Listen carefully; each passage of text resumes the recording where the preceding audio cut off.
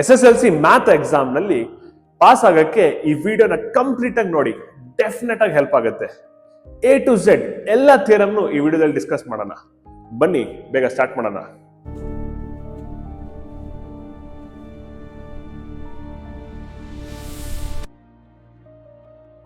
So ಈಗ triangles theorem ಇಂದ start ಮಾಡೋಣ. ಫಸ್ಟ್ ಬಿಪಿಟಿ ತಿಳ್ಕೊಳ್ಳೋಕ್ಕಿಂತ ಮುಂಚೆ ನಮಗೆ ಎರಡು ಬೇಸಿಕ್ ಗೊತ್ತಿರಬೇಕು. ಹೈಟ್ ಆಫ್ ಎ ಟ್ರಯಾಂಗಲ್, ನಮಗೆ ಯೂಶಲ್ ಆಗಿ ಅಕ್ಯೂಟ್ ಆಂಗಲ್ ಟ್ರಯಾಂಗಲ್ಗೆ ಹೈಟ್ ಡ್ರಾ ಮಾಡಿದಾಗ ಹೈಟ್ ಹೊರಗಡೆ ಬರುತ್ತೆ, ಬಟ್ ಆದ್ರೆ ಅಬ್ಟ್ಯೂಸ್ ಆಂಗಲ್ ಟ್ರಯಾಂಗಲ್ಗೆ ಹೈಟ್ ಡ್ರಾ ಮಾಡಿದಾಗ ಹೈಟ್ ಆಚೆ ಕಡೆ ಬರುತ್ತೆ. Next triangles between parallel lines. So ಈಗ ನಮಗೆ ಎರಡು ಟ್ರಯಾಂಗಲ್ ನ ಟೂ ಪ್ಯಾರಲಲ್ ಲೈನ್ಸ್ ಮಧ್ಯೆ ಡ್ರಾ ಮಾಡಿದಾಗ ಅವ್ರ ಎರಡೂ ಟ್ರಯಾಂಗಲ್ಗೆ ನಮಗೆ ಕಾಮನ್ ಬೇಸ್ ಇದ್ರೆ ಅದಕ್ಕೆ ಏರಿಯಾ ಕೂಡ ಸೇಮ್ ಇರುತ್ತೆ. ಇಲ್ಲಿ ಅಬ್ಸರ್ವ್ ಮಾಡ್ದಂಗೆ ಎರಡೂ ಟ್ರಯಾಂಗಲ್ಗೆ AB is the common base, ಮತ್ತೆ ಎರಡೂ ಟ್ರಯಾಂಗಲ್ಗೆ ಹೈಟ್ ಸೇಮ್ ಇದೆ. So base same, height same ಆದ್ರೆ ಏರಿಯಾ ಸೇಮ್ ಆಗುತ್ತೆ. ಸೊ ಅದಕ್ಕೆ area of triangle ABC is equal to area of triangle ABD. ಈಗ the main theorem BPT statement: if a line is drawn parallel to any one side of a triangle, then the other two sides are divided in the same ratio. So ಇಲ್ಲಿ ನಮಗೆ triangle ABC ಇದೆ, ಮತ್ತೆ EF parallel to BC ಇದೆ. So ಇಲ್ಲಿ other two sides AB ಮತ್ತೆ AC same ರೇಷಿಯೋದಲ್ಲಿ divide ಆಗಿದೆ ಅಂತ ಪ್ರೂವ್ ಮಾಡಬೇಕು ನಾವು. ಅಂದ್ರೆ AE by EB is equal to AF by FC ಅಂತ ಪ್ರೂವ್ ಮಾಡಬೇಕು.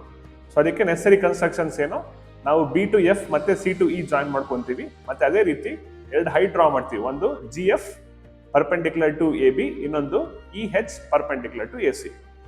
ಸೊ ಇಲ್ಲಿ ನಾವು area of triangle is equal to half into base into height ಅನ್ನೋ ಕಾನ್ಸೆಪ್ಟ್ ನ ಯೂಸ್ ಮಾಡ್ಕೊಂಡು ಪ್ರೂವ್ ಮಾಡ್ತೀವಿ. ಸೊ ಅದಕ್ಕೆ first area of triangle AEF ತಗೊಳ್ಳೋಣ. AEF ಅಲ್ಲಿ ನಾವು AE ನ ಬೇಸ್ ಆಗಿ ತಗೊಂಡ್ರೆ GF ಹೈಟ್ ಆಗುತ್ತೆ. ಸೊ ಅದಕ್ಕೆ half into AE into GF.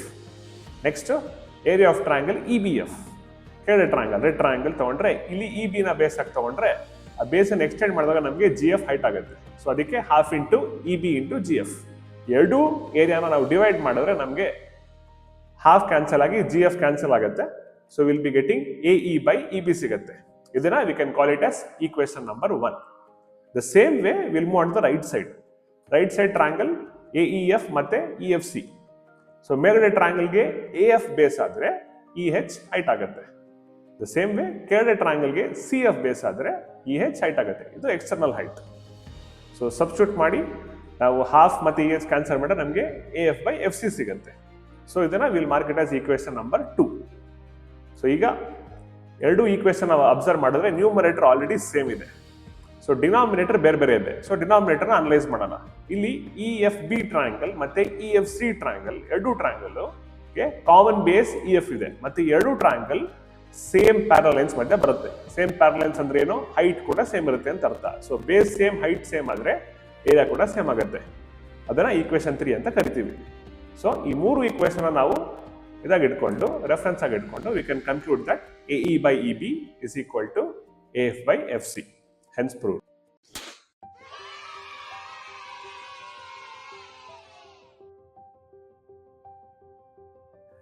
ಈಗ ನೆಕ್ಸ್ಟ್ ಅದೇ ಥಿಯರಮ್ದು ಕಾನ್ವರ್ಸ್, ಅಂದ್ರೆ ಸೈಡ್ಸ್ ಸೇಮ್ ರೇಷಿಯೋದಲ್ಲಿ ಇದ್ರೆ line will be parallel to the third side ಅಂತ ಪ್ರೂವ್ ಮಾಡಬೇಕು. ಅದು converse of BPT.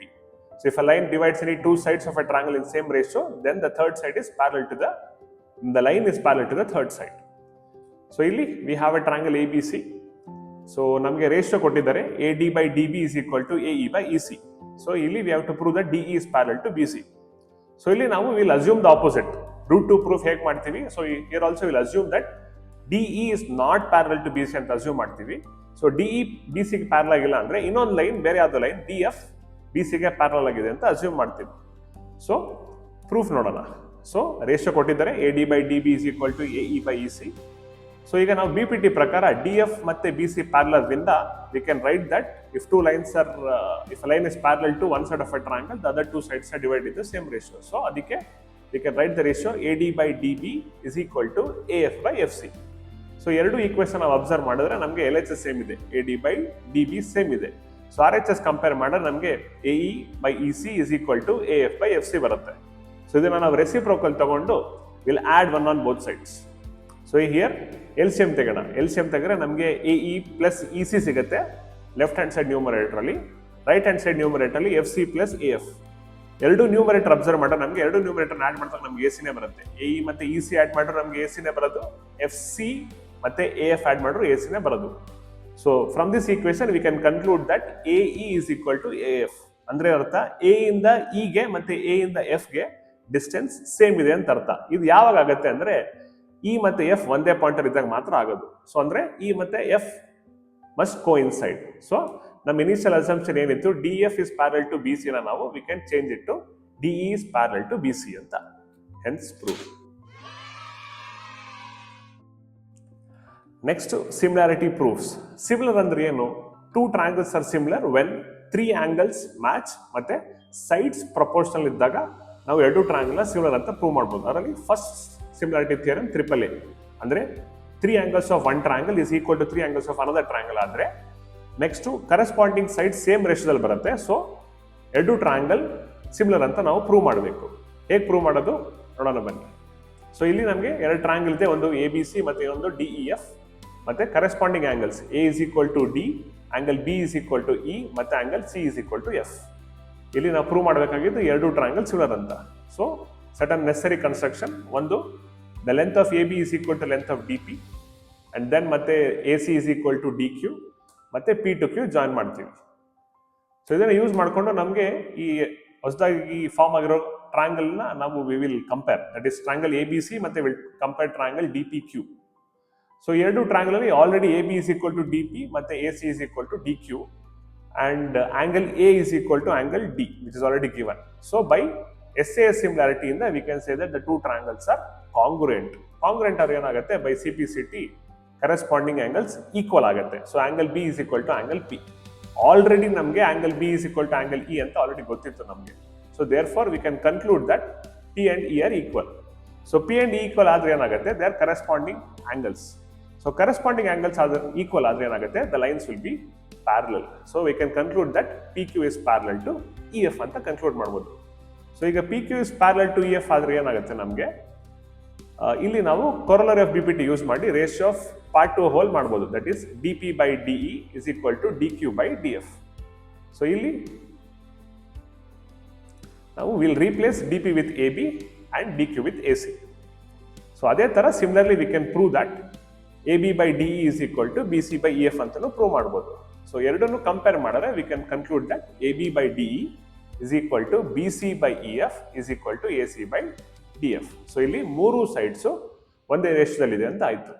So hence we can conclude that ABC is similar to triangle DEF. Next SAS similarity ಅಂದ್ರೆ ಇಲ್ಲಿ two sides are in a same ratio ಮತ್ತೆ ಎರಡು side ಮಧ್ಯೆ ಬರೋ angle equal ಇದ್ರೆ then we can prove that the two triangles are similar. So same set of triangles, here we are given angle A is equal to angle D ಮತ್ತೆ AB by DE is equal to AC by DF. ಇಲ್ಲಿ we have to prove that the two triangles are similar. So same set of construction, DP is equal to AB, DQ is equal to AC ಮತ್ತೆ P and Q join ಮಾಡ್ತೀವಿ. Same construction as previous.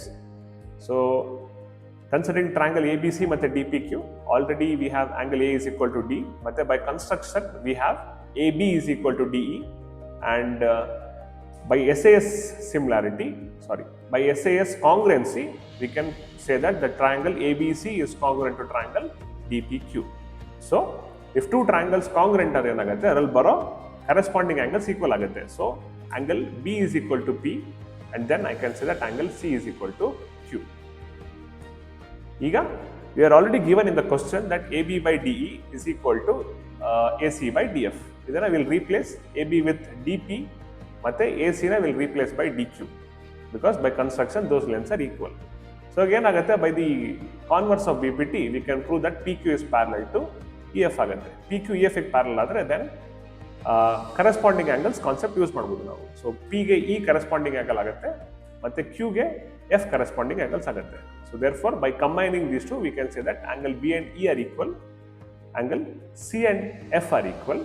So therefore A and D are also equal. So by AAA similarity we can conclude that ABC is similar to triangle DEF.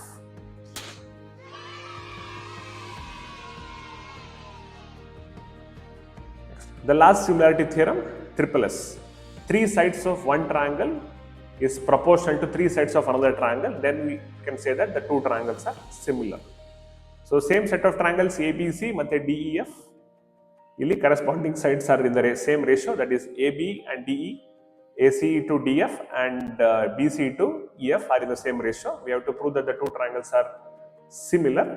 So same set of construction ಮಾಡ್ತೀವಿ ಇಲ್ಲೂ ಕೂಡ. AB is equal to DP, AC is equal to DQ, and we will get a triangle DPQ. So this is the initial given condition.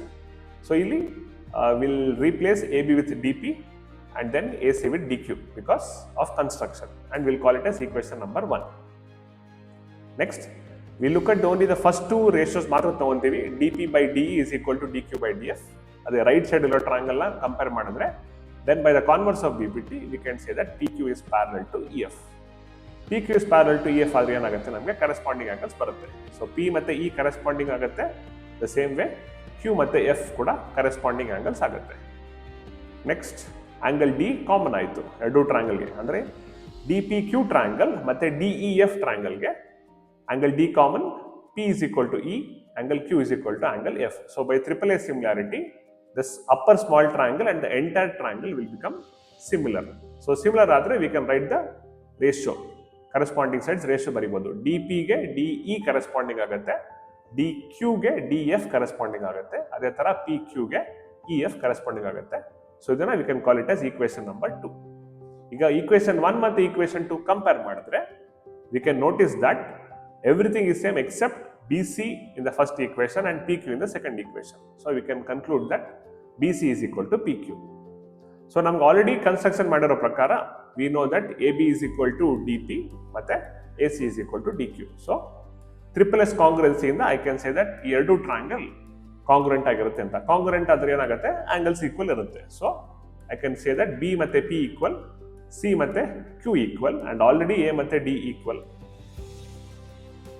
So ಇಲ್ಲಿ 3 angles of one triangle is equal to 3 angles of other triangle ಅಂತ prove ಮಾಡಬಹುದು. So by AAA similarity we can say that triangle ABC is similar to triangle DEF.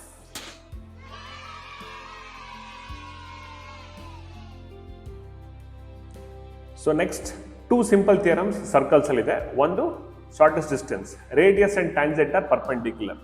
So radius tangent ಎಲ್ಲಿ meet ಆಗುತ್ತೋ ಅಲ್ಲಿ 90 degree form ಆಗುತ್ತೆ ಅಂತ prove ಮಾಡಬೇಕು. So ಅದಕ್ಕೆ will take a circle with center O ಮತ್ತೆ tangent XY. ಇಲ್ಲಿ ನಾವು O to Q ಜಾಯಿನ್ ಮಾಡಿದಾಗ OQ ಮತ್ತೆ OR ಡಿಸ್ಟೆನ್ಸ್ ಕಂಪೇರ್ ಮಾಡಿದ್ರೆ OQ is greater than OR, because point O circle ಗಿಂತ ಆಚೆ ಇದೆ. ಸೊ ಅದಕ್ಕೆ OQ is greater than OR. ಮತ್ತೆ OR ಕೂಡ ರೇಡಿಯಸ್, OP ಕೂಡ ರೇಡಿಯಸ್. ಸೊ OR ಅನ್ನ will replace by OP. So here V can say that OQ is greater than OP. ಮತ್ತೆ ನಾವು ಈ ಪಾಯಿಂಟ್ Q ನ ನಾವು ಎಲ್ಲೇ ತಗೊಂಡ್ರು ಏನಾಗುತ್ತೆ, ಅದು OP ಗಿಂತ ಜಾಸ್ತಿ ಇದ್ದೇ ಇರುತ್ತೆ. From the figure you can notice that it will be greater than OP always. So we can say that OP is the shortest distance from the point O to the tangent XY. Shortest distance ಇದೆ ಅಂದ್ರೆ ಅದು ಯಾವಾಗಲೂ perpendicular distance ಆಗಿರಲೇಬೇಕು. So ಅದಕ್ಕೆ we can conclude that OP is perpendicular to XY. So here OP is the radius and XY is the tangent. So we can conclude that the radius and tangent are perpendicular ಅಂತ. So next concept, length of tangent. ಒಂದು ಸರ್ಕಲ್ಗೆ external point ಇಂದ ನಾವು 2 tangent draw ಮಾಡಬಹುದು. ಆ 2 tangent same length ಇರುತ್ತೆ ಅಂತ prove ಮಾಡಬೇಕು. ಸೊ ಇಲ್ಲಿ we have a circle with center O, PA and PB are the tangents. ಈ ಟ್ಯಾಂಜೆಂಟ್ಸ್ PA ಮತ್ತೆ PB ಈಕ್ವಲ್ ಇರುತ್ತೆ ಅಂತ ಪ್ರೂವ್ ಮಾಡಬೇಕು. ಪ್ರೂವ್ ಮಾಡೋಕ್ಕೆ will take the help of congruency. Upper triangle OPA ಮತ್ತೆ ಲೋವರ್ ಟ್ರಯಾಂಗಲ್ OPB ಕನ್ಸಿಡರ್ ಮಾಡೋಣ. 2 triangle ಅಲ್ಲಿ ನಮಗೆ first condition radius OA is equal to OB, radius of same circle. Next OP common, 2 ಟ್ರಯಾಂಗಲ್ಗೆ OP is the common side. Next angle A is equal to angle B. As first theorem prove ಮಾಡಿದಂಗೆ radius tangent ಎಲ್ಲಿ meet ಆಗುತ್ತೋ ಅಲ್ಲಿ we have to have 90 degree. So ಈ 3 condition use ಮಾಡಿದ್ರೆ ನಮಗೆ right angle hypotenuse side RHS congruency ಬರುತ್ತೆ. So RHS congruency ಪ್ರಕಾರ we can say that the 2 triangles are congruent. Triangle congruent ಆದ್ರೆ ಅಲ್ಲಿ ಬರೋ ಕರೆಸ್ಪಾಂಡಿಂಗ್ ಸೈಡ್ಸ್ ಕೂಡ ಈಕ್ವಲ್ ಇರುತ್ತೆ. So PA is equal to PB. I hope ನಿಮಗೆ ಎಲ್ಲ ಥಿಯರಮ್ಸ್ ನೀಟಾಗಿ ಅರ್ಥ ಆಗಿದೆ ಅನ್ಕೊಂತೀನಿ. ಸೊ ವಿಡಿಯೋ ಇಷ್ಟ ಆಗಿದ್ರೆ ಲೈಕ್ ಮಾಡಿ, ಸಬ್ಸ್ಕ್ರೈಬ್ ಮಾಡಿ, ಅದರ ಪಕ್ಕದಲ್ಲಿರೋ ಒಂದು ಗಂಟೆ ಹೊಡೀರಿ. ನೀವು ಎಕ್ಸಾಮಲ್ಲಿ ಪಾಸ್ ಆಗೋದೇ ನನ್ನ ಗುರಿ. ನಿಮ್ಮ ಫೇವ್ರೆಟ್ ಟ್ರಿಗ್ನೋಮೆಟ್ರಿ ಪ್ರೂಫ್ನ ಹೇಗೆ ಸಿಂಪಲ್ ಆಗಿ ಸಾಲ್ವ್ ಮಾಡೋದು ಅಂತ ನೆಕ್ಸ್ಟ್ ವಿಡಿಯೋದಲ್ಲಿ ಹೇಳ್ಕೊಡ್ತೀನಿ. ಕಾಯ್ತಾ ಇರಿ, ಸ್ಟೇ ಟ್ಯೂನ್ಡ್.